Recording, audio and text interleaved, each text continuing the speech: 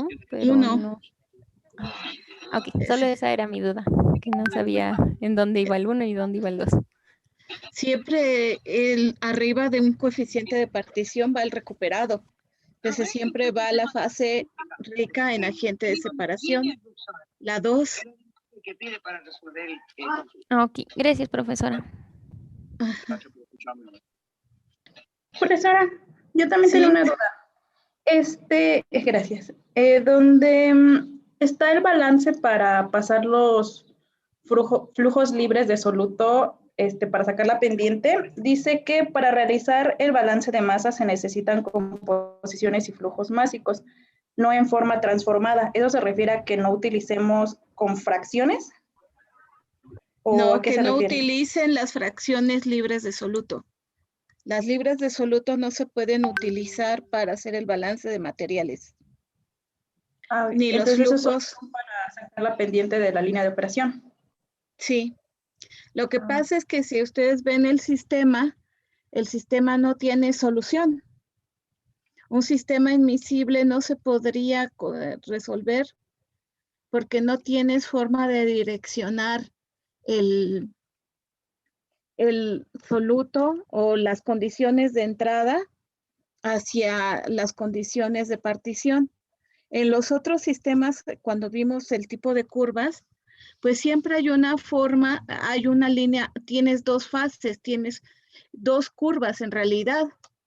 Entonces, las dos curvas puedes unirlas como en los diagramas triangulares que se ve claramente y entonces puedes tener lo que se llama una línea de partición y esa te va a servir de guía para que sepas en dónde van a estar las salidas de tu sistema, si puedes relacionar las condiciones de entrada con esa línea de partición. Pero en un sistema admisible, que teóricamente es el más sencillo porque nada más migra el soluto, no tenemos esa guía porque todos los puntos de salida están sobre una misma curva, ¿sí? Entonces, lo que tenemos que hacer es de alguna manera buscar cómo sacar la dirección de las condiciones de entrada hacia la curva de partición.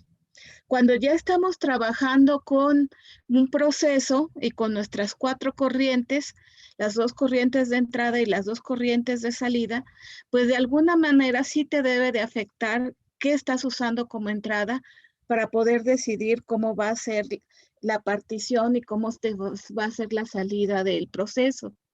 El equilibrio se va a dar independientemente de lo que tú le hagas, la partición se va a dar, pero es muy diferente hacerla en una zona de la curva a hacerla en la otra. ¿Qué nos va a decir si va a salir en una zona o en la otra?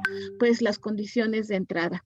Las condiciones de entrada nos van a afectar en 2 cosas, en saber cuál es el punto de salida del equilibrio y en el tiempo que se tarde en el proceso. Las composiciones de las condiciones de entrada te van a decir hacia dónde o hacia qué parte de la curva va a estar la salida, ¿sí? Y los flujos te van a dar el tiempo de transferencia, te van a afectar al tiempo de transferencia de masa.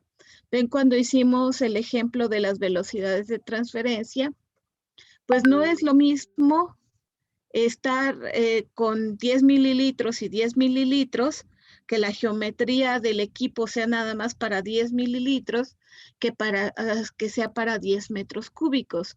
Obviamente, cuando tienes más flujo, pues debe de tardarse más el proceso, porque tienes que las distancias que tiene que atravesar el soluto son mucho más grandes y porque se estás trabajando con una cantidad de masa mucho más grande también para transportar, ¿no?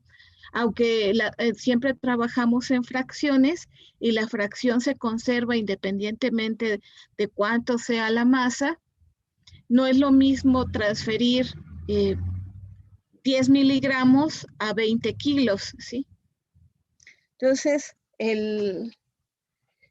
como tenemos que encontrar esa dirección, nosotros recurrimos a un truco matemático, a una linealización del sistema, donde podamos igualar F libre de soluto con F1 libre de soluto y F2 libre de soluto con AS libre de soluto.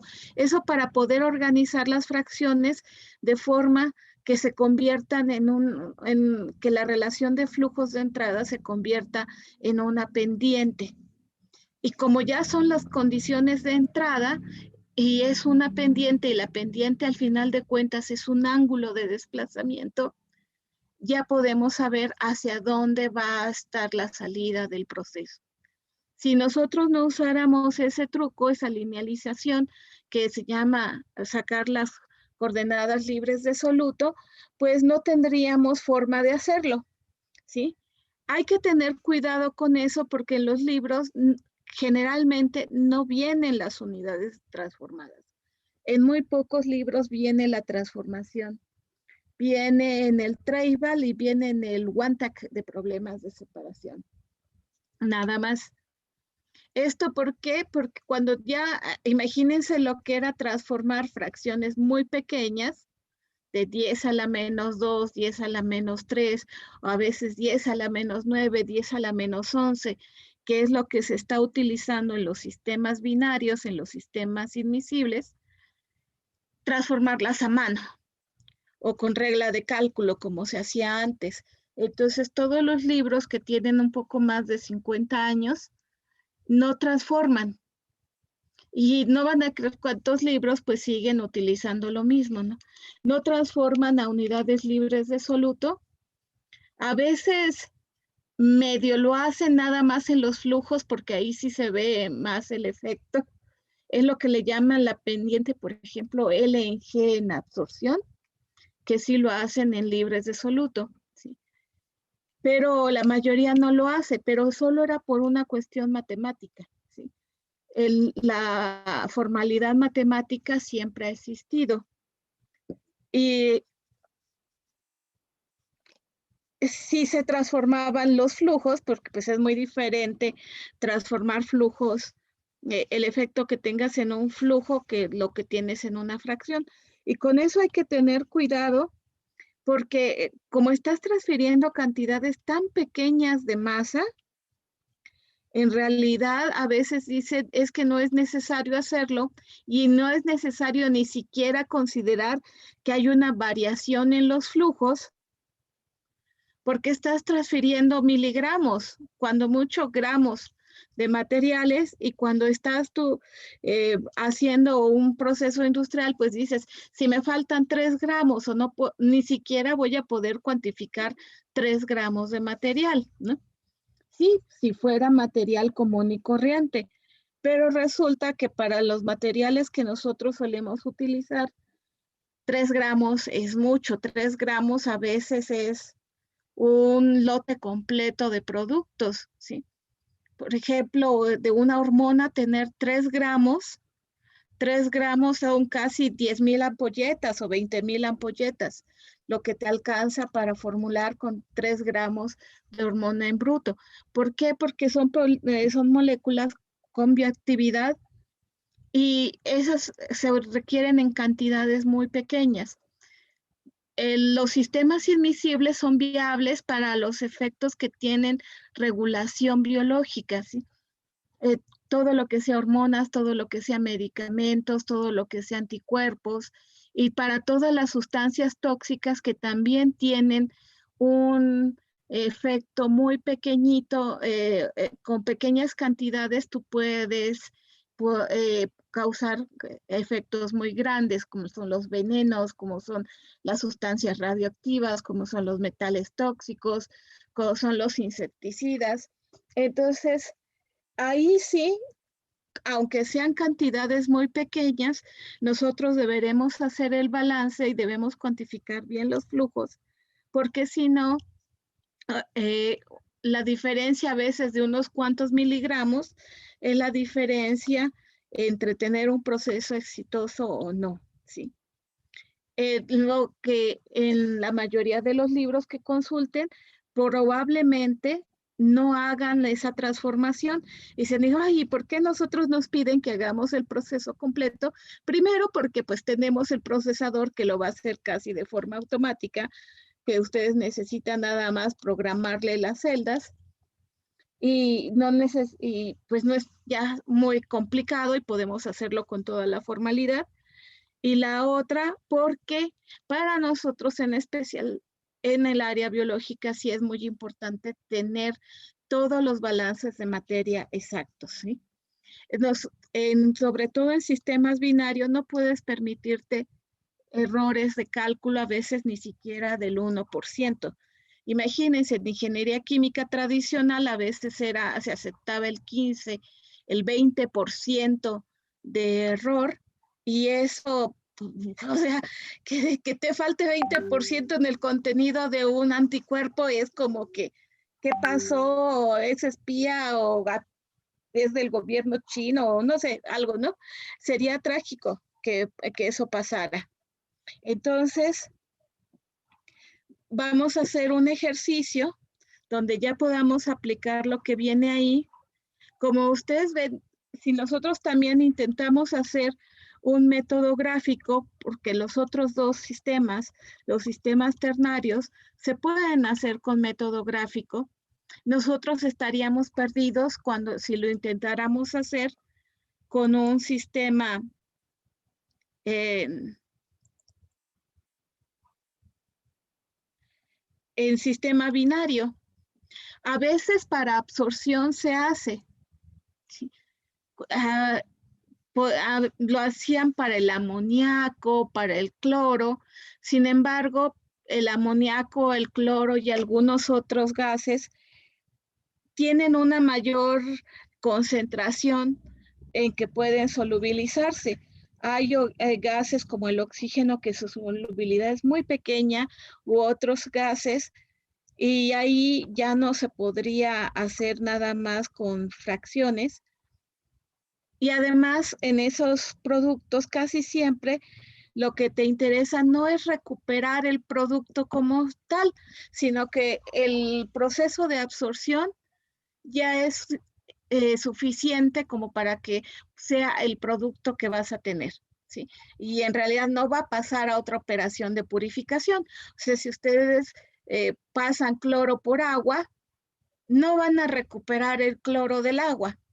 Sería como demasiado costoso, demasiado arduo para poder obtener nada más cloro, si ya pasaste el cloro de inicio, ¿no? Gaseoso. Ahí el producto es el líquido con el cloro absorbido y te lo venden y es lo que utilizamos para limpiar los pisos, para desinfectar y para todo lo demás, ¿no? Igual que si pasan amoníaco, no vuelves a recuperar el amoníaco. El amoníaco en agua es el limpiador que se vende y casi siempre en algunos productos se puede vender directamente el producto ya absorbido.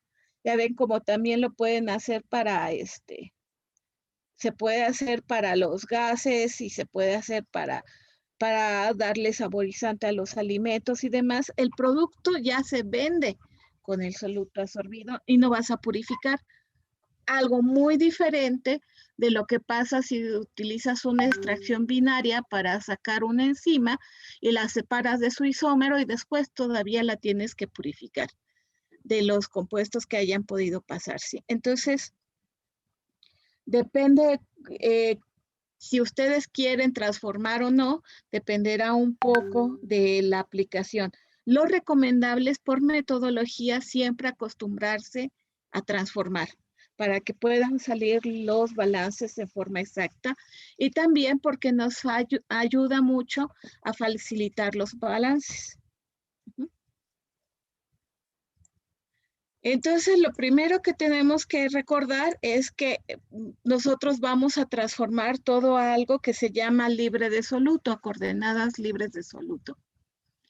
Y dices, ¿y por qué existe algo que se llame libre de soluto si es lo que nosotros queremos es precisamente verificar cómo se traslada el soluto de una fase a otra? Pues solo es porque fue la única forma de arreglarlo todo matemáticamente para tener una pendiente. Si no, les digo, si no tenemos una pendiente, no tenemos ángulo de desplazamiento y no tenemos una dirección de salida. Fue la única forma de hacerlo.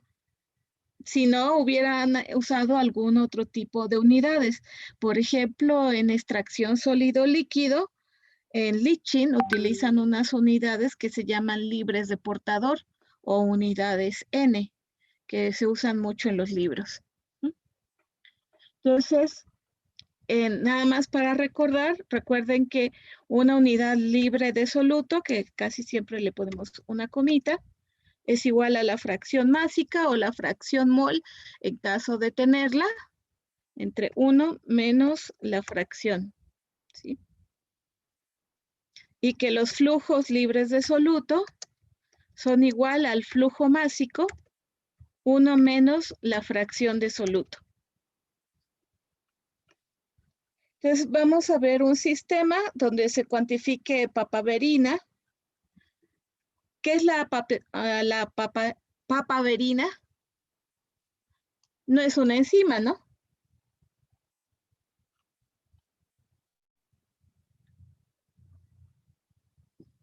¿Alguien tiene una idea?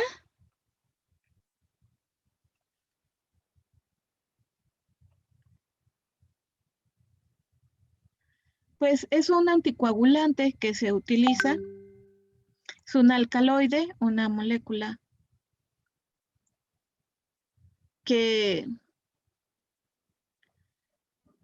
tiene actividad biológica muy parecida a los compuestos de las plantas, son compuestos que se derivan de plantas. Y lo primero que nosotros tenemos que hacer, pues es calcular las fracciones de entrada, ¿no? Y tener ¿a quién? A nuestro diagrama de partición. En este caso, son datos experimentales los que nos dieron para hacer el diagrama de partición. No nos dieron el KD, que en muchos de las referencias generalmente buscaríamos el KD. Recuerde que nosotros necesitamos construir ahora dos líneas. Una línea de partición, donde están los datos de cómo se migra el soluto, que eso siempre debemos de tener nuestra base de datos experimentales, de como sea que los hayamos conseguido, pero necesitamos la curva de partición y necesitamos ahora agregarle, ya que vamos a estar operando en las diferentes formas, el proceso de separación, necesitamos agregarle una línea de operación. La línea de operación está formada en un extremo por las concentraciones y las de entrada y en el otro extremo por las concentraciones de salida del proceso. Entonces, en el caso de la papaverina no nos dieron el coeficiente de partición. Lo que se nos dio fue el barrido de concentraciones, que es lo que normalmente se utiliza en microgramos por mililitro, y la eficiencia de recuperación. Y tenemos los mililitros de muestra que se tomaron y le agregaron 2 mililitros de alimentación, 3 mililitros de agente de separación. Entonces, ¿qué hacemos al inicio?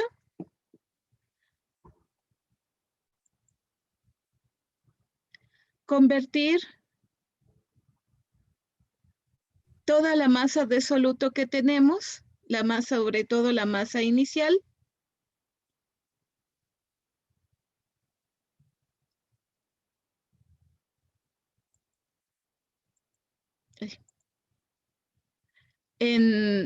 la convertimos sacamos la masa que hay en la alimentación.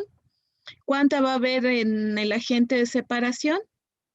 Pues 0, pero de la inicial sabemos que el 93% se va a ir al F2 o extracto y el 7% se va a quedar en el refinado. Entonces, por ejemplo, podemos hacer un ejemplo. Tenemos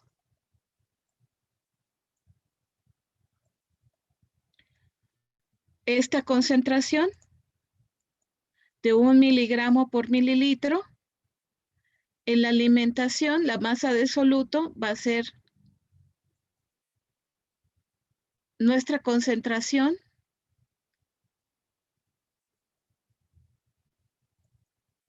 por el volumen que estás manejando.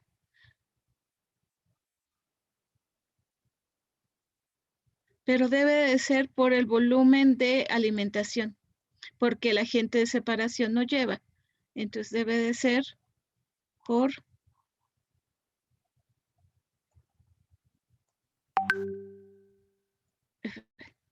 Ujú.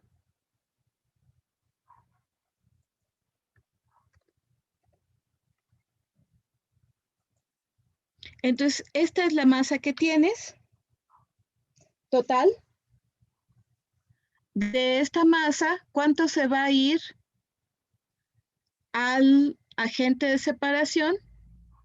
¿Y cuánto se va a ir al... se va a quedar en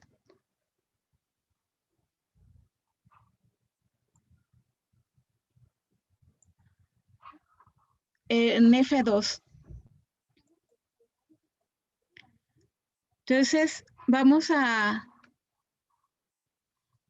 hacer el cálculo de esta masa. Aquí debe de quedar el 93%, o sea, por la masa del soluto, que es C.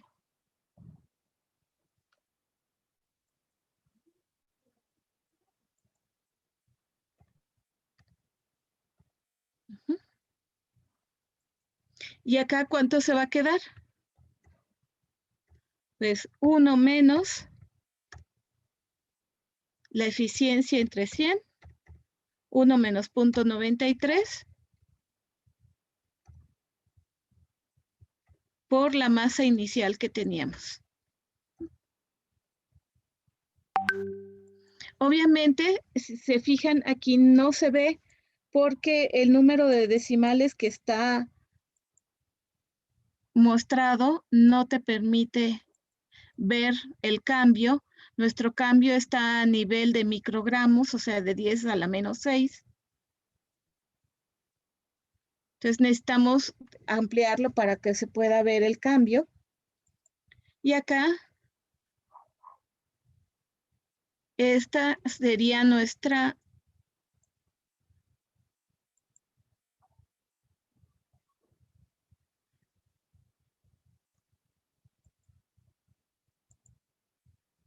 fracción, también la necesitamos calcular. Nada más dejen de verificar que estén bien, porque ya ven que C entre E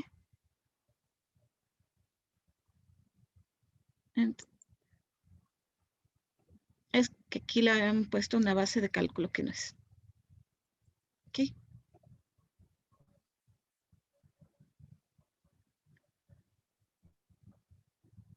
Pero ya se fijaron que lo hice en volumen y no es en volumen, es fracción masa. Entonces debe de ser entre D.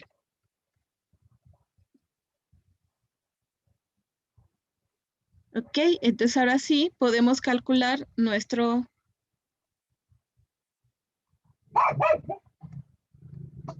Ahora está bien, aquí está bien.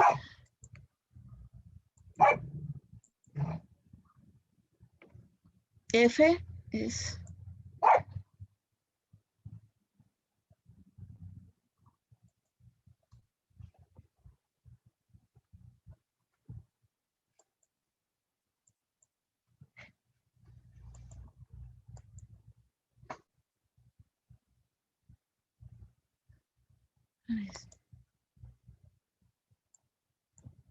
Ya, que uno de sus compañeros quería entrar.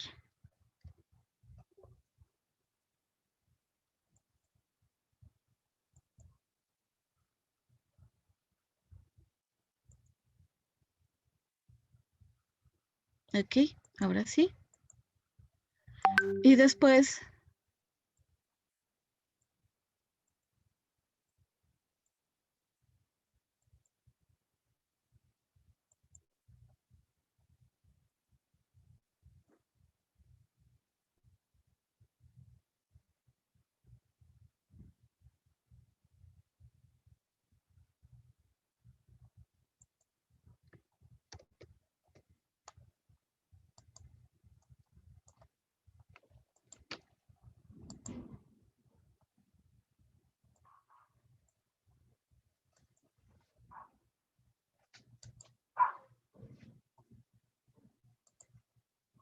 esto es nuestro agente de separación.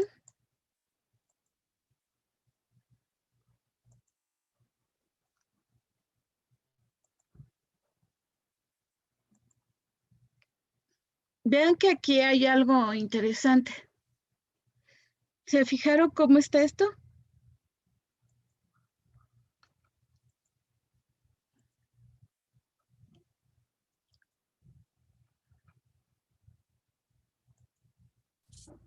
H24, que es F, ¿entre quién?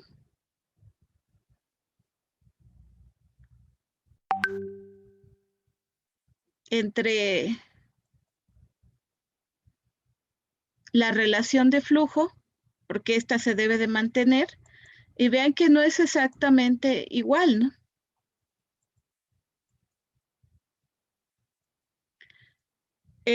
Acá coinciden, porque este es el flujo libre de soluto. Están al revés, este es el AS y este es el A.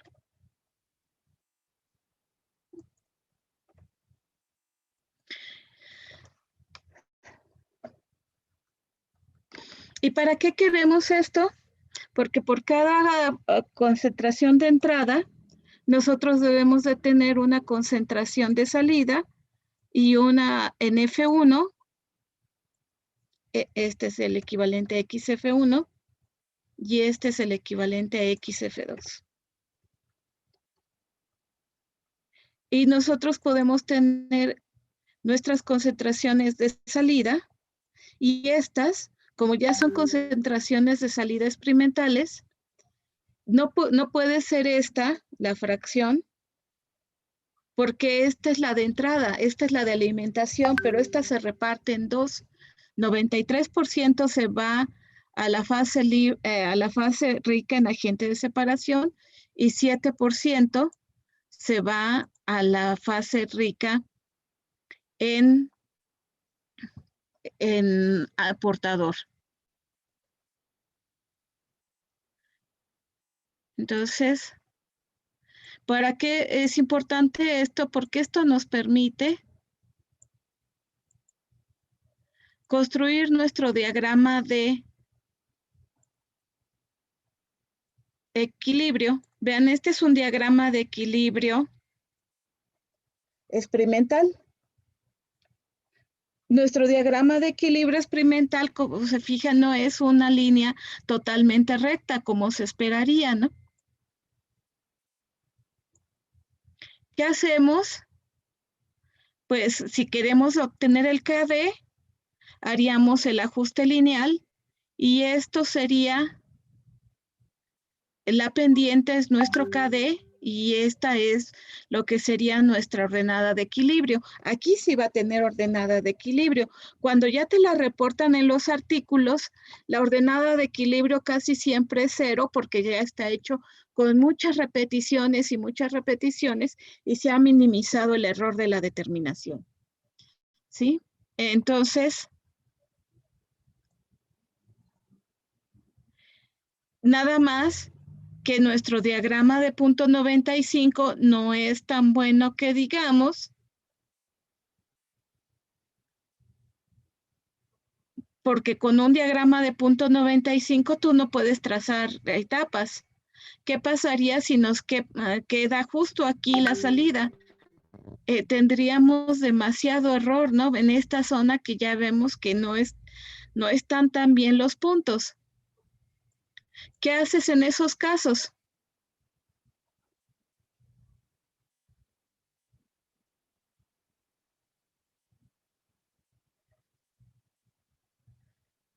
¿Quitas puntos?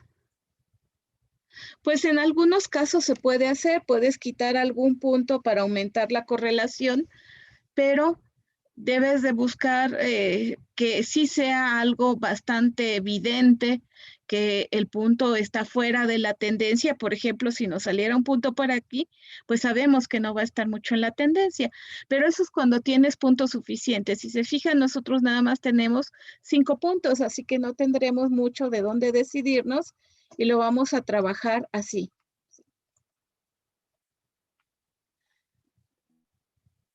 Y este es un sistema de partición que no se parte a partir de agua, sino a partir de sangre. Y es papaverina, que es un anticoagulante, y el agente de separación es un agente el disolvente es un disolvente de base agua. Es agua con, acá venía, con un compuesto que se llama C4, una sal, que es una sal cuaternaria de amonio, ¿sí?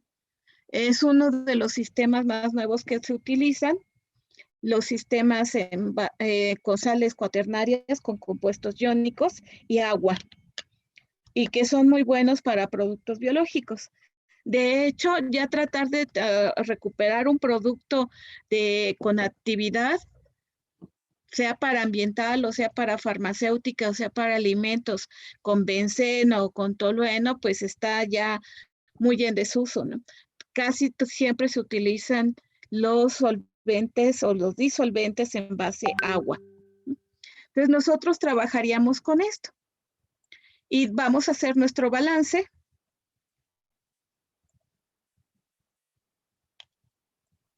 Ya como haríamos nosotros un proceso.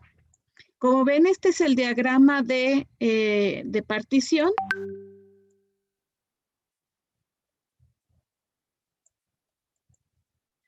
Todo lo que sea de operación tiene que quedar por abajo de esta curva, ¿sí? Totalmente.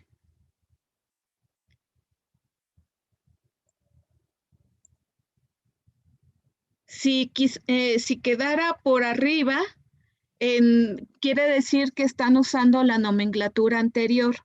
Sobre todo, la única posibilidad de que les quede por arriba es cuando se está trabajando con absorción, que es el otro sistema binario, donde utilizas gas y líquido, y donde utilizan la nomenclatura tradicional de que el gas vaya, le llaman Y, y vaya en el eje de las Y, y el líquido vaya en el eje de las X. Porque es al contrario, o sea, recuerden que nosotros siempre vamos a favorecer a la fase que recupera, a la rica en agente de separación, pero esa va en contra de la nomenclatura, ¿no? Tradicional.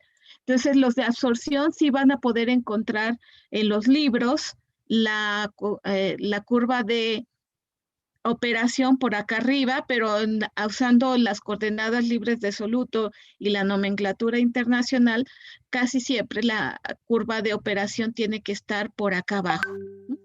Entonces, vamos a proponer nuestro proceso, ya que tenemos el diagrama de partición, ya no importará de cuánto pongamos nuestras relaciones hidráulicas ni nuestros flujos, porque siempre van a quedar dentro de esta zona de operación.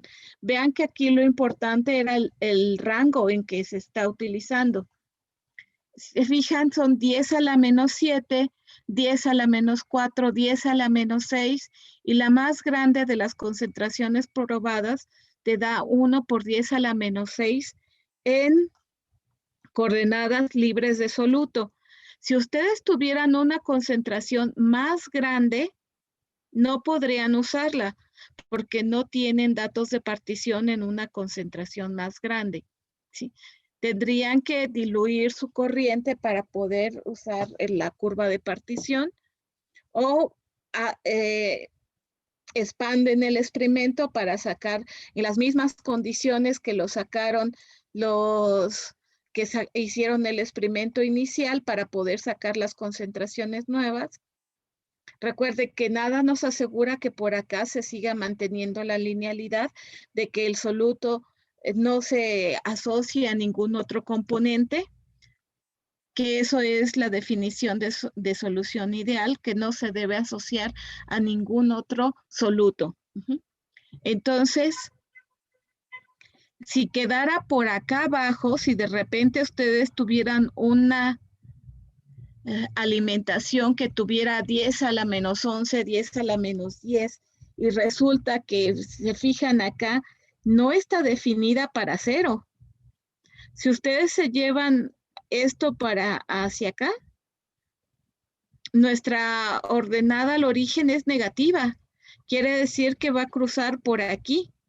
O sea que también tenemos una zona de indefinición muy cerca de 0, donde no podríamos usar el diagrama de partición. ¿Cómo le llaman? El intercepto en X, ¿no? Si nosotros tomamos esta ecuación, y igual a menos 5 exponente a la menos 7 por 10 a la menos 7 más 13.29 X, y le ponemos un valor de 0 a Y, ¿de cuánto va a ser X? La ordenada al origen es el valor de Y donde X es 0, pero nosotros no queremos eso, queremos el valor donde Y sea 0. Entonces nos daría 5 exponente a la menos 7 entre 13.29. Ahí es el valor de X. Se fijan, entonces nuestro diagrama es válido solo de 3.76 por 10 a la menos 8, que sería un valor que no vemos aquí, pero es el valor donde Y es igual a 0, hasta 1 por 10 a la menos 6. Y nada más, si está arriba de eso, nosotros no tenemos la seguridad de cómo se comparte, o abajo de este 3.76, no sabemos cómo esté la partición. ¿Qué deberíamos hacer si no tenemos la alimentación en esas condiciones? Pues tendremos o que diluir o que concentrar dependiendo de la condición que tengamos. ¿Podrían concentrar papaverina? Pues probablemente, como es un alcaloide, tendríamos que checar su peso molecular, pero muy probablemente por ósmosis inversa se pudiera concentrar. Pero bueno, vamos a iniciar nosotros con una F de 5 kilogramos y una XF en fracción másica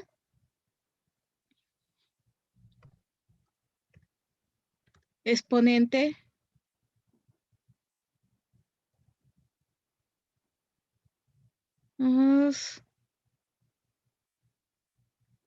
vean que debe de estar dentro de este valor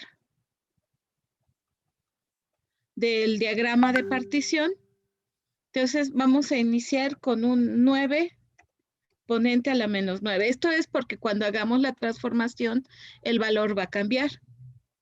Y debemos poner nuestra relación hidráulica AS entre F. ¿De cuánto la quieren utilizar? Es un proceso de extracción binaria, es un proceso líquido-líquido. ¿De cuánto quieren usarlo? ¿De cuánto a cuánto es la relación hidráulica para los procesos líquido-líquido?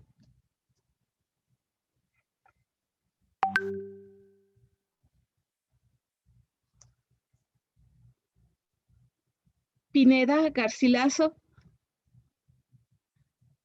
¿De cuánto es esa relación?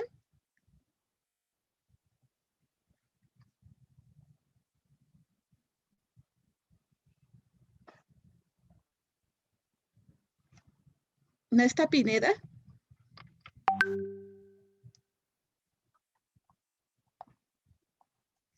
Hernández Arreola.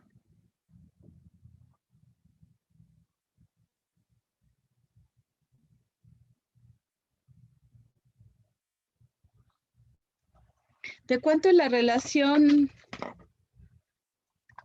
entre el agente de separación y la alimentación para un proceso líquido-líquido?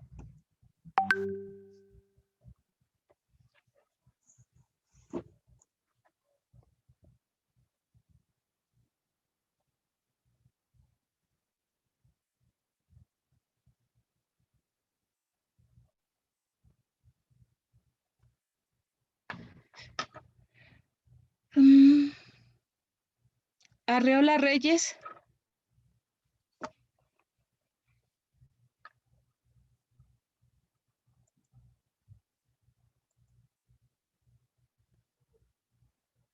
¿De cuánto es? Profa, ¿no es menor a 1? No, la relación hidráulica es la proporción entre flujos. El coeficiente de partición sí es menor a 1.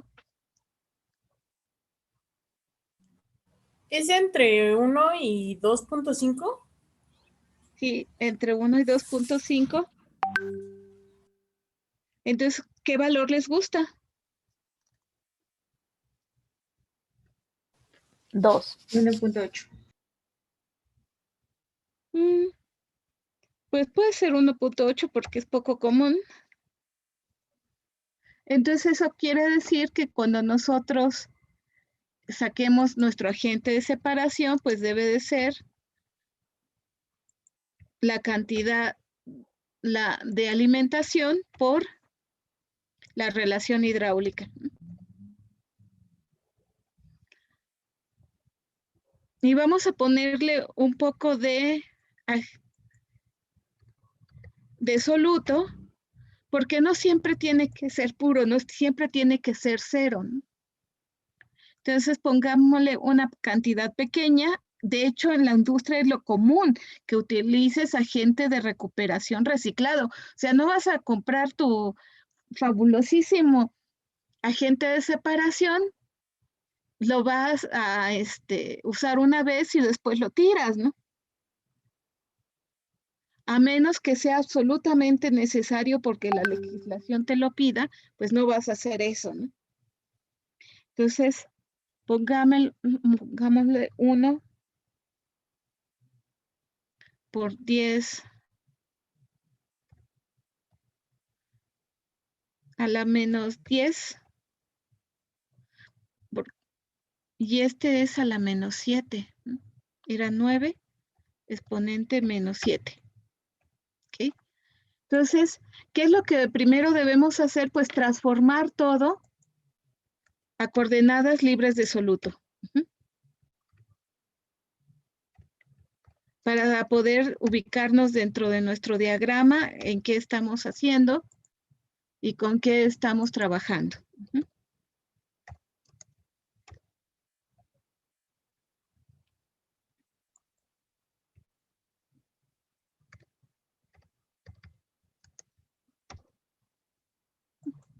Entonces, nuestro flujo libre de soluto va a ser el flujo másico por 1 menos XF.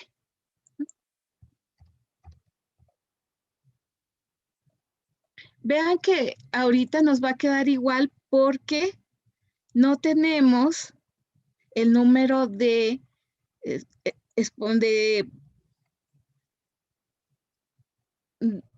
exponente, o sea, está exponente de decimales suficientes como para que se pueda anotar, ¿no? Y esta debe de ser la fracción másica entre 1 menos la fracción másica.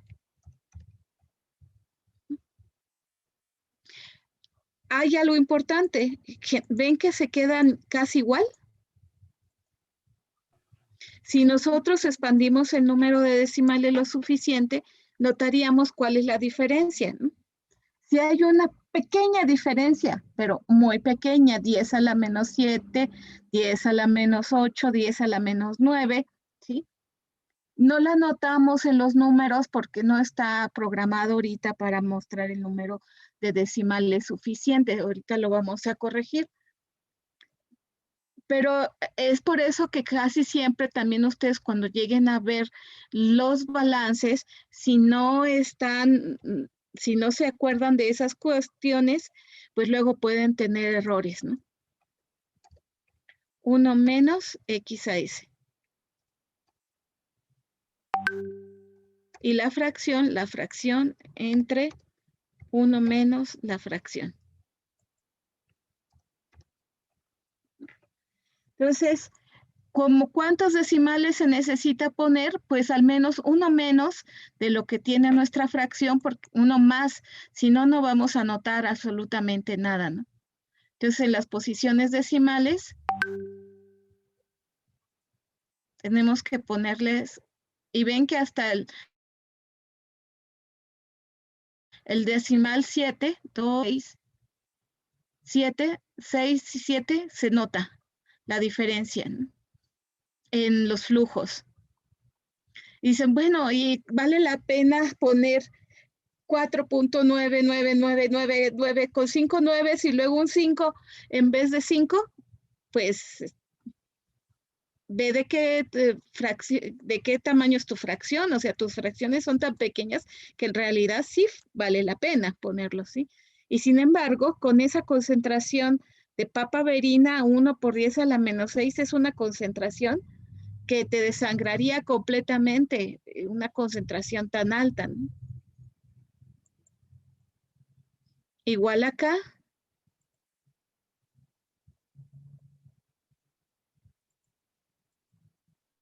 ¿Ven hasta dónde se nota el cambio en las fracciones?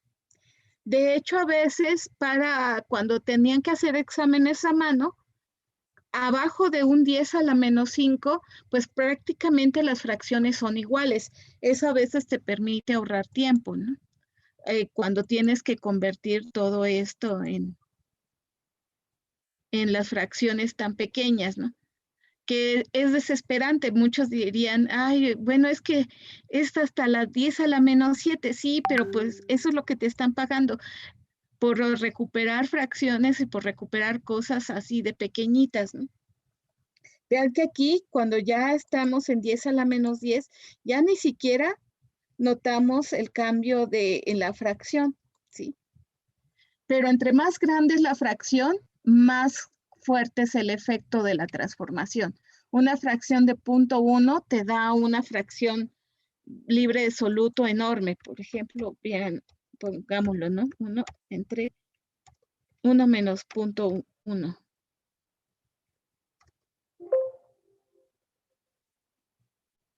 Vean la diferencia. Es muy diferente 0.1, 0.11, sí. Entonces, tengan cuidado con la transformación. Y sí, para nosotros nos parecen extremadamente pequeñas y a veces extremadamente innecesario hacer el cambio, pero porque es el rango de la concentración de las moléculas que manejamos.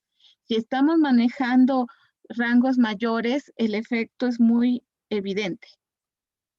Por eso siempre hay que acostumbrarse a hacer la transformación, se necesite o no se necesite. Digo, solo en casos muy especiales, cuando ya sabes que tienes muy poquito tiempo y que tienes que terminarlo, podrías hacerlo, no hacer la transformación si estás en un rango como estos, ¿no?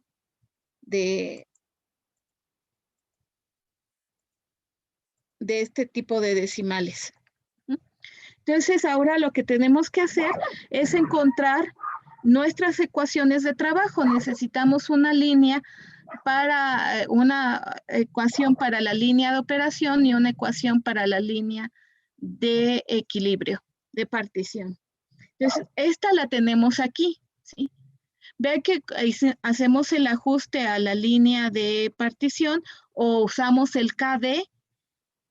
Si nosotros nos hubieran dado el KD y nos dicen el KD de la papaverina en este sistema es de 13.294, nosotros lo que hubiéramos tenido que hacer es dar este rango de concentraciones ir proponiéndole valores a esta X e ir resolviendo la ecuación para obtener y construir el diagrama de partición.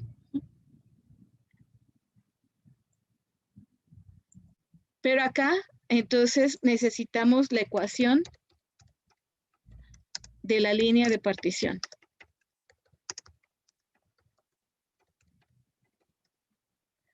¿Cuál va a ser? ¿Quién es nuestra B de equilibrio? Pues la ordenada de nuestra ecuación de ajuste va a ser -5 exponente a la -7. Y vamos a tener una pendiente de equilibrio que es igual a la pendiente de nuestra línea de ajuste. 13.294.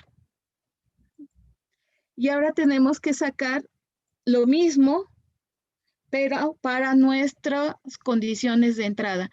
Si se fijan, nosotros tenemos esta concentración que es 9 por 10 a la -7, que nos va a quedar por aquí, con un XAS que es 1 por 10 a la -9, nos va a dar las coordenadas de un puntito por acá, pero solo de un puntito. Ese puntito, teóricamente, tiene como salidas, pues un número infinito de salidas, porque cualquier punto sobre esta recta podría ser una salida. Podría venirse para acá, o para acá, o para acá, o para acá. Por eso es tan importante dimensionarla. Entonces, para sacar la ecuación de la línea de operación,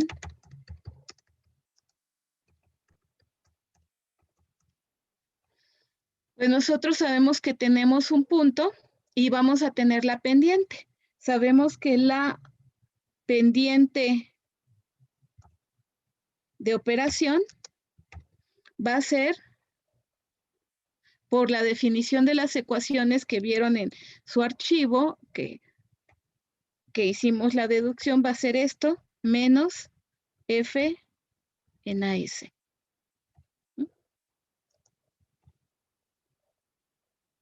¿Qué quiere decir? Que aquí nosotros vamos a dividir el flujo libre de soluto de la alimentación entre el flujo libre de soluto de el agente de separación. Entonces nos da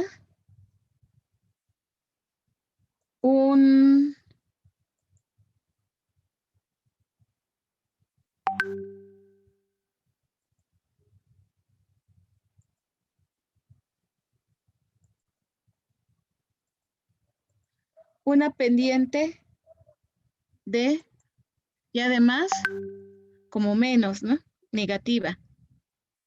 Eso es importante porque la línea de operación siempre va a venir hacia acá. ¿Qué quiere decir? Que nos va a dar una salida y la salida debe de tener una lógica. Cuando viene hacia acá es porque quiere decir que la concentración en el flujo rico en portador, en este caso acá la alimentación sigue siendo un flujo rico en portador también. Este es nuestro punto inicial y a la salida debe de tener menos soluto, porque se transfirió una parte a la otra fase. Entonces tiene menos soluto y la misma cantidad de portador, pues la fracción va a ser menor, así que nuestra salida debe de estar por acá, siempre a la izquierda, y acá siempre a la derecha, arriba de la XS, a este. Entonces la pendiente es negativa. Tengan cuidado con eso, porque después en McKay-Thiele nuestras pendientes se convertirán en positivas. Entonces, ahora, ¿cómo vamos a sacar la ordenada de operación? Pues nosotros tenemos un sistema de ecuaciones así, ¿no? Y es igual a B0 más M0 por X. ¿Qué tenemos aquí de valores? Acabamos de sacar esta pendiente de operación. Esta no la conocemos Y para poder despejar esta, deberíamos de conocer una X y una Y de la ecuación. ¿Las tenemos? ¿Sí? Pues sí, porque ya tenemos el punto de entrada, ¿no? Entonces, esta X va a ser XF y esta Y va a ser XAS. ¿Sí? Entonces, esto se nos transforma en esto. XAS es igual, es despejar es como cuando despejas pendiente con un punto o despejas ordenadas o abscisas con un punto. Uh-huh.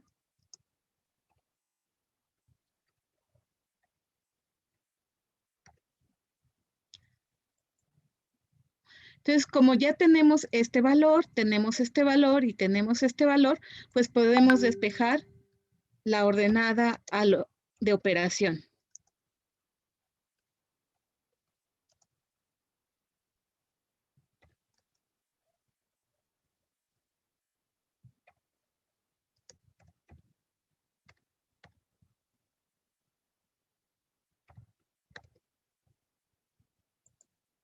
Entonces, calculémoslo.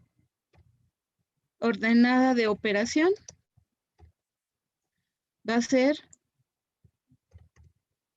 XAS transformada menos la pendiente de operación por XF.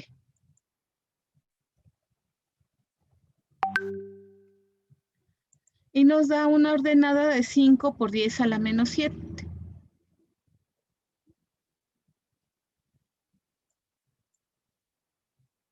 Lo cual es un valor por aquí, ¿no?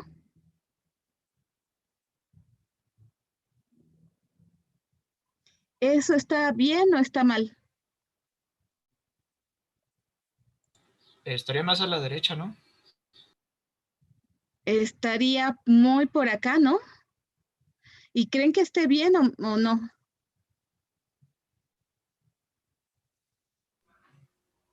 Pues sí está debajo de la línea, ¿no? Entonces, sí.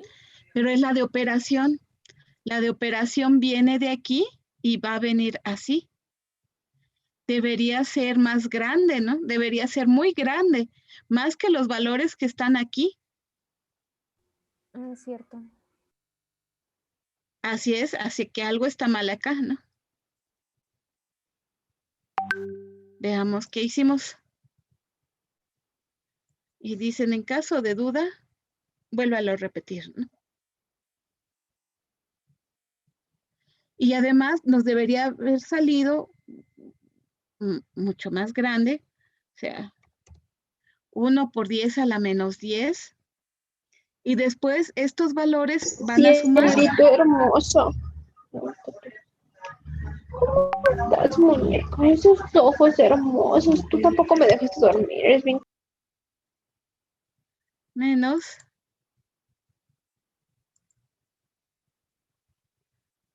la pendiente por XF. Y esto nos debería de dar menos 7 por menos 1, menos 8, ¿no? En exponente, porque este es menos 1, este es menos 7, nos debería dar menos 8 y le quitas menos 9, nos debería dar algo positivo. Pues eso nos dio. Lo cual quiere decir que no nos va a salir, ¿ya vieron por qué? Le pusimos acá, ese, nuestro puntito está por aquí, nuestro puntito de alimentación y va a venir para acá. Bueno, nos va a salir, pero nos va a salir bien drástico, muy acostadita, ¿no? Vamos a terminar así y vamos a compararlo. Vea que nosotros...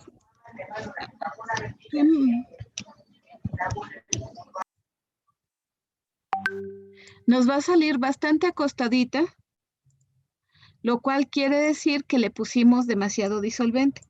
Pero vamos a terminarlo así. Y ya ustedes lo corregirán. Vamos a ver qué tal les sale con una pendiente más pequeña. ¿Ok? Entonces, ahora sí, ya tenemos nuestras dos ecuaciones. ¿Y qué debemos hacer? Buscar la intersección de las dos. Porque ahí, donde esté la intersección de las dos, esta que viene de acá, de alimentación con esta,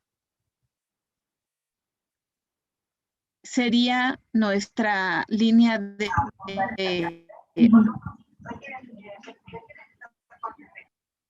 ¿qué?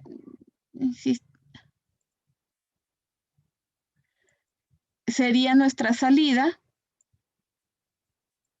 Entonces, nuestra salida, si ustedes quieren buscar un punto en común de dos líneas rectas, ¿qué tienen que hacer? Pues lo único que hay que hacer es igualar las dos ecuaciones, ¿no? ¿Por qué? Porque el punto de salida es un punto en común, donde las dos se cruzan, entonces las dos van a tener la misma X y la misma Y. Y lo que nosotros vamos a hacer es esto. Y es igual a B de equilibrio más M de equilibrio por X. Y es igual a la de operación, a la ecuación de operación. Y como en el punto que nosotros buscamos, en el punto de salida, las Y y las X deben de ser iguales, pues hacemos esto.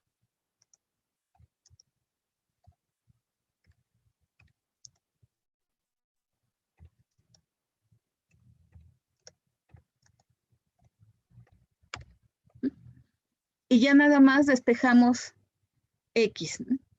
X va a ser igual a ¿quién?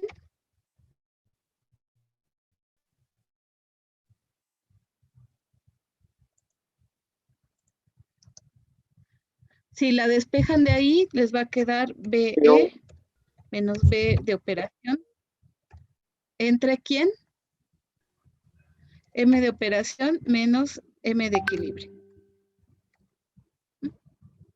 Y esta X en particular va a ser la libre de soluto de F1, que es lo que nosotros estamos poniendo en la ordenada de las X. Entonces, ¿cuánto va a ser?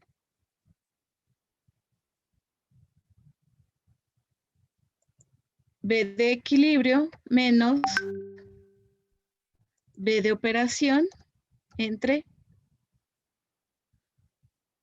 M de operación menos M de equilibrio.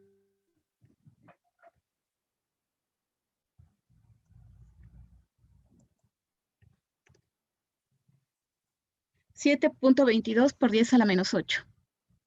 Lo primero que tenemos que verificar es que esta coordenada sea menor a la de alimentación. Si es mayor, habríamos hecho algo mal, ¿no? ¿Es menor? Sí. Pues sí, ¿no? Entonces está bien porque quiere decir que la fase rica en portador perdió soluto. Entonces, ahora vamos a calcular los XF2, o sea, la fase que recibe, y lo podemos hacer sustituyendo en cualquiera de estas dos ecuaciones. ¿Cuál quieren usar, la de equilibrio o la de operación? La de equilibrio. La de equilibrio, ¿ok? Entonces es 5 menos más M de equilibrio por nuestra XF1.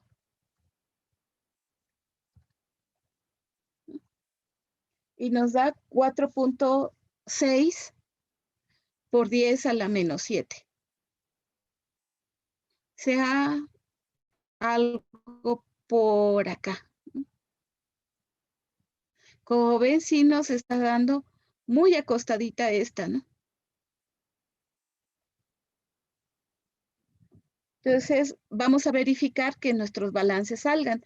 Para que nuestros balances puedan calcularse, todo se debe de reconvertir a fracciones masa. ¿Sí? Y debemos de calcular los flujos de salida F1 y F2. Normalmente tendríamos que hacer el balance de materiales completos. O sea, primero calculemos XF1 y XF2 másicos.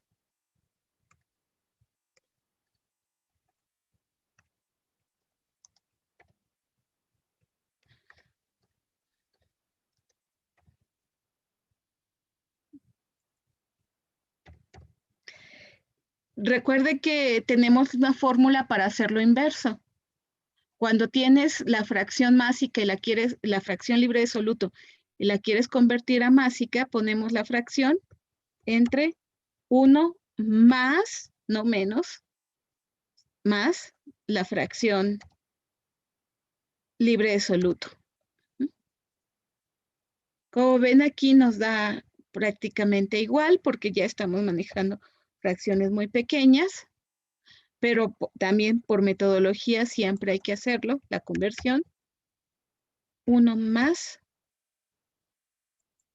la fracción másica.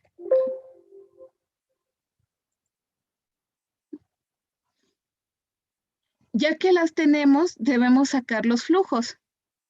Nosotros podríamos hacer con la ecuación general de flujos de soluto, que es esta, que cualquier proceso de transferencia de masa tiene esta forma.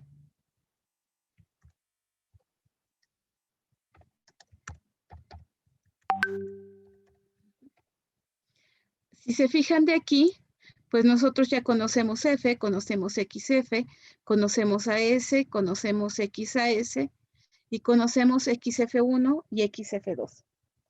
Nosotros podríamos con la ecuación de flujos, la global de flujos,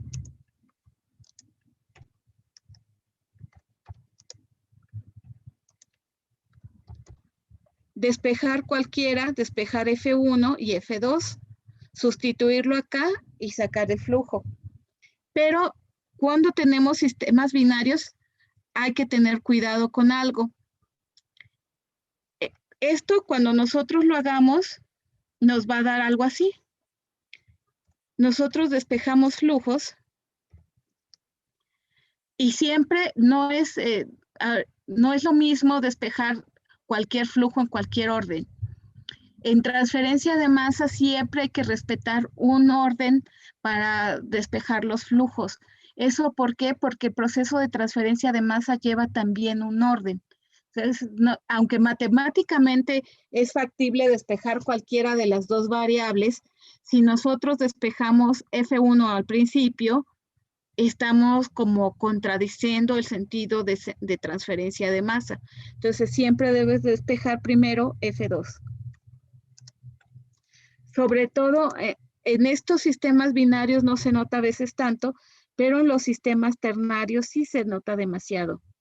Y luego a veces no le salen los flujos o salen cosas muy extrañas, pero es que toda mi álgebra está bien, sí, pero el sentido de la masa, de la transferencia de masa no está bien, ¿ok? Entonces nosotros después sustituimos ese F2 en la ecuación de soluto y nos quedaría algo así, ¿no?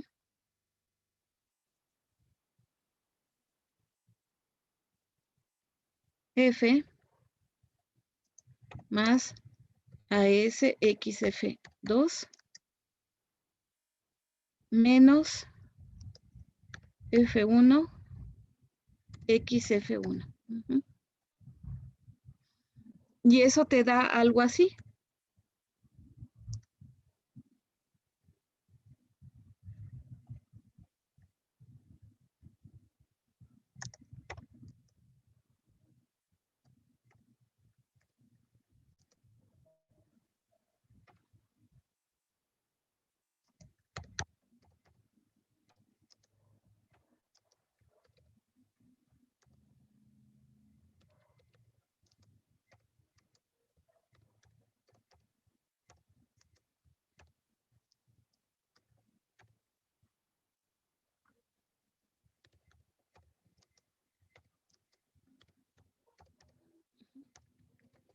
Y esta es la fórmula global para cualquier proceso de transferencia de masa para calcular el F1.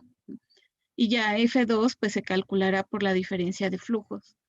Pero fíjense que hay algo aquí que siempre nos va a estar dando de qué fijarnos, ¿no? Lo primero es que aquí hay diferencias de fracciones y son diferencias de números muy pequeños, de números menores de 1. Entonces, acá pues nos tiene que salir positivo de alguna manera porque no hay flujos negativos. Entonces, acá esperaríamos que esto fuera positivo porque F2 pues empieza con poco soluto y termina con mucho soluto. Acá es donde pudiéramos tener problemas de que a veces nos saliera algo negativo, pero se debería compensar con esto. Pero aquí es donde tenemos que tener mucho cuidado. F1 menos F2. Vean F1 menos F2. Acá no hay mucho problema de que sean el negativo, lo cual ya es bueno. Si estos valores nos llegara a dar algo negativo, estaríamos en problemas, o no existen flujos negativos, ni existirán. Y nos debe de dar también el problema mayor con esto es que la diferencia entre ellos debe de ser lo suficiente como para que no tengas un valor tan pequeño que tienda a 0, porque recuerden que cualquier valor entre 0 se te va a infinito. Entonces, a veces nosotros podemos calcular artificialmente flujos muy grandes solo porque no estamos usando la magnitud adecuada de los decimales, ¿sí? Y eso sí es un problema grave porque tú lo pones así y vean lo que nos pasaría si nosotros calculamos un flujo como este. Ok, F. 5.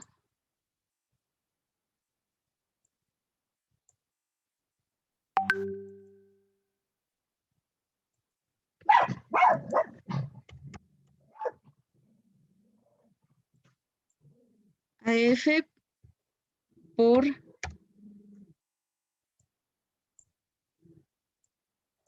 XF y en másicos todos.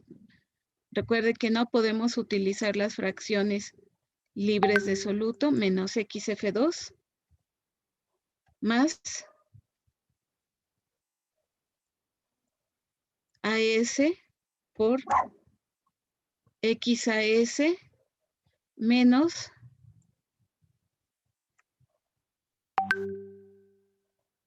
XF2. Vean que este valor nos va a dar negativo.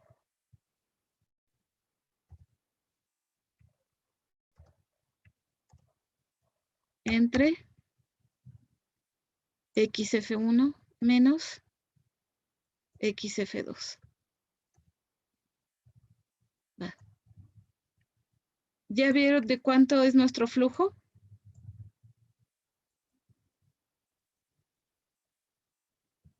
De 5. ¿De cuánto es? 5. ¿De 5? 5. ¿Y con cuánto empezamos? Con 5. Con 5. ¿Eso es normal? No. Pues no, porque entonces significaría que no perdió ni ganó nada, ¿no?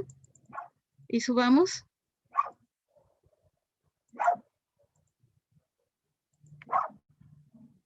Y ya que vemos los decimales, vean, 1, 2, 3, 4, 5, 9 y un 5. 2, 4, 5, 9. Y acá teníamos libre de soluto 5 y acá un 8.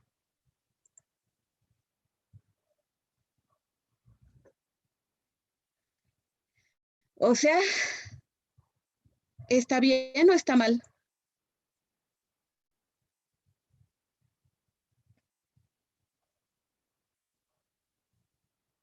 pues al menos de entrada de teoría parece que sí, ¿no? Porque teníamos 5 kilogramos, de portador nada más eran 4.99999. Los 5 nueves, 5 y 5. Los otros, lo que quedaba era de soluto. Y acá nos dice que pues quedó casi todo lo de portador más un poquito de soluto. Al menos en teoría parece que estaría bien el F1, ¿no? Y acá nos salió. Y no nos salió nada extraño a pesar de que estos dos son muy pequeños. ¿Pero por qué? Porque la diferencia entre ellos dos es de un orden de magnitud. Si fueran del mismo orden, estaríamos en problemas, pero vean que tiene un orden de magnitud diferente porque su coeficiente de partición es 13. Quiere decir que el viaje se concentra 13 veces el agente de separación. O sea que sí gana una cantidad de materia muy grande y más o menos salió el flujo. Vamos a comprobarlo con los balances. Hay otra forma de calcular los flujos, que cuando tienes fracciones que no están tan definidas como en este caso, nos ayuda y además nos ayuda a calcular los flujos mucho más rápido, que es utilizar la definición de flujos libres de soluto que habíamos puesto desde acá, desde el inicio. Esto, si se fijan, nosotros podemos hacer al revés, ¿no?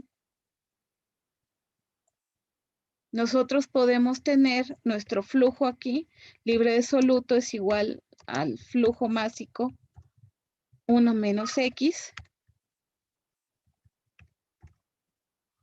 Y nosotros despejar el flujo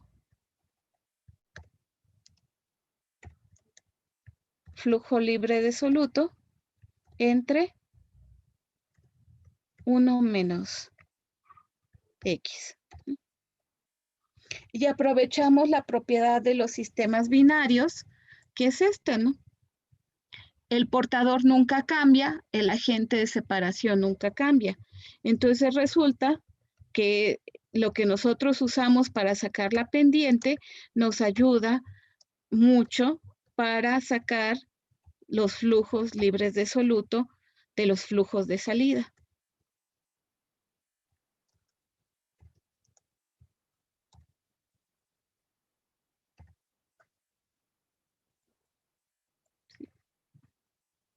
Ven que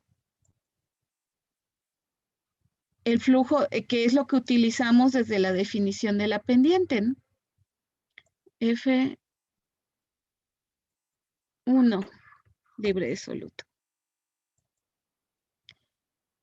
Y esto es lógico, ¿no? Porque si el portador no se transporta, el portador que entra en la alimentación es el mismo portador que va a salir en el agente de separación.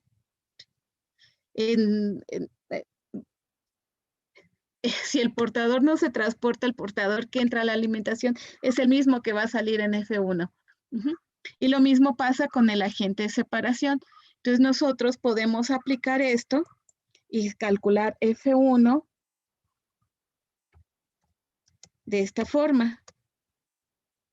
F libre de soluto 1 menos X F1. Eso sí, la fracción debe de ser la de él. Entonces, F1 libre de soluto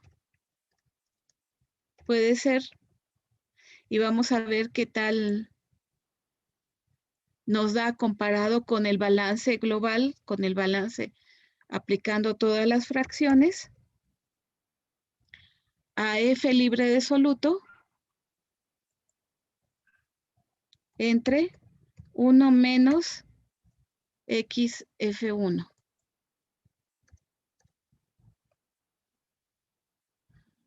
¿Y ya vieron? 5, 8, 6, 1. nos salen iguales. Generalmente esto es más rápido y más exacto, ¿eh? Porque acá depende que nos toque una condición afortunada como la del ejemplo, en donde tengamos una diferencia de concentraciones adecuada. Entonces, ya nada más verifiquemos el balance de materiales y ya terminamos por el día de hoy.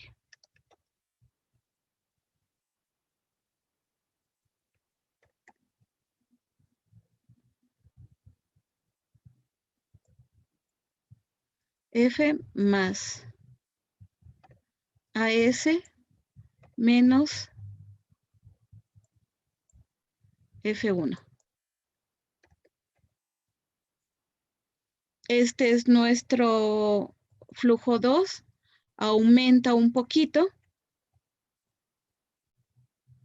2, 4, 5, 6. Aquí se nota más la masa que salió.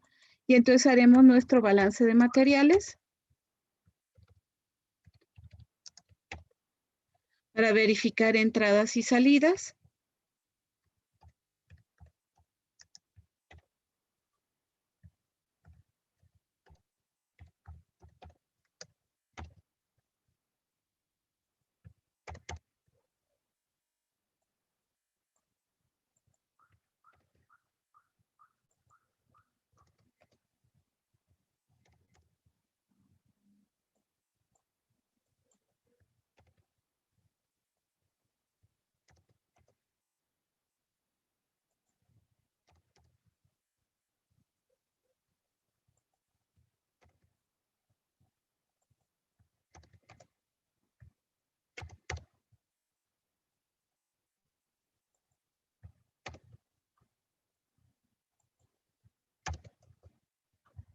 Hacemos la suma para ver cuánto es las entradas y cuánto son las salidas. ¿Y por qué los ponemos así en vez de todo el balance corrido? Porque recuerde que nosotros todavía tenemos que calcular los coeficientes de partición, tenemos que calcular las eficiencias y todo lo demás. Entonces vean cómo está, pues prácticamente cuánto sería el error en nuestra determinación. Casi cero, ¿no? Y está tan acostadita, eso quiere decir que nuestra eficiencia debe de estar bastante alta, ¿no? La eficiencia es el soluto recuperado, F2 menos AS, porque recuerde que lleva algo de soluto, entonces no todo lo que esté al final va, ya es el transportado, hay que quitarle el que tenía al inicio, entre la alimentación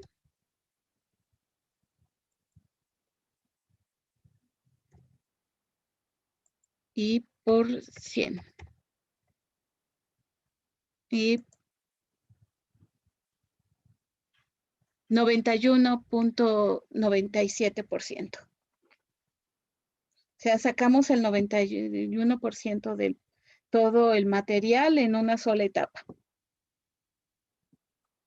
¿Qué es lo que ocurre generalmente? Ya no, que nuestros procesos difícilmente se van a muchas etapas. Entonces, hasta aquí más o menos se pudo entender cómo hacemos los cálculos,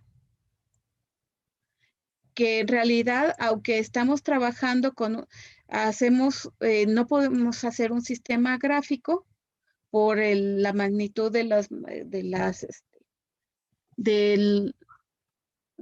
los decimales que estamos utilizando, o sea, las cantidades son tan pequeñas que nosotros ni siquiera alcanzaríamos a apreciarlo, a menos que usemos en el logaritmo, y de hecho los coeficientes de partición en sistemas binarios suelen representarse en logaritmo, y ustedes tienen que sacar el antilogaritmo para poder sacar el valor adecuado. Entonces lo hacemos todo analíticamente con un sistema de ecuaciones. Lo más difícil es que hay que completar la ecuación de la línea de operación. Es muy particular de los flujos y las concentraciones que nosotros vayamos a meter, y tenemos que sacar esta ecuación a partir de nuestros datos. Y a partir de ahí, pues es solo un sistema de ecuaciones, ¿no? Es sacar puntos comunes, despejar y obtener concentración y hacer las transformaciones de las unidades que nos correspondan. ¿Creen que ustedes pueden hacer uno como este? Aquí, de hecho, sería este, pero con una relación de 1. Porque ahorita, pues sacamos el 91%, pero está muy, muy acostada la línea de operación. Lo cual no es tan malo, ¿no? Si quisiéramos hacer todo el proceso solo en una etapa. ¿Sí? Pero ustedes lo harán con una relación de 1 para ver qué tal, cómo se mueven esas pendientes, cómo queda, y traten de hacer, de poner las dos líneas en su mismo diagrama. La clase que viene veríamos cómo graficar las dos ecuaciones. Entonces, ¿no hay preguntas? ¿Puedes Luis. subir este archivo a Classroom, por favor? Sí. Entonces, de hecho, lo necesitan para poder sacar la parte de la tarea, ¿no? Entonces, Luis Cano, ¿tenías alguna pregunta? Si no, ya nos despedimos. Sí, solo era que igual que si podía subir sus apuntes, es que luego es muy difícil seguirla apuntando a mano y No, por ponerle eso atención. siempre los subimos, los ejemplos. Ah, ok, sí, gracias. Profesor, yo tengo una duda un poquito fuera del tema. Ajá. Nada más sería rápida. Me acaban de comentar, bueno, la verdad lo ignoraba. No se puede llevar a más temperatura más que el punto de fusión. Por ejemplo, el agua que hierve a 100 grados, ¿no la puedo yo elevar a 110? No a la presión normal. Ajá, exactamente, sin presión. ¿Cómo puedo buscar esa propiedad? ¿O cómo se le puede llamar? Es punto de ebullición. El punto de ebullición depende de la presión parcial, de la presión de vapor de cada compuesto. Entonces, si tú buscas las constantes de Antoine para cualquier compuesto, de hecho, las constantes de Antoine para cualquier fluido están en tablas, que te da la forma de calcular la presión de vapor del compuesto puro.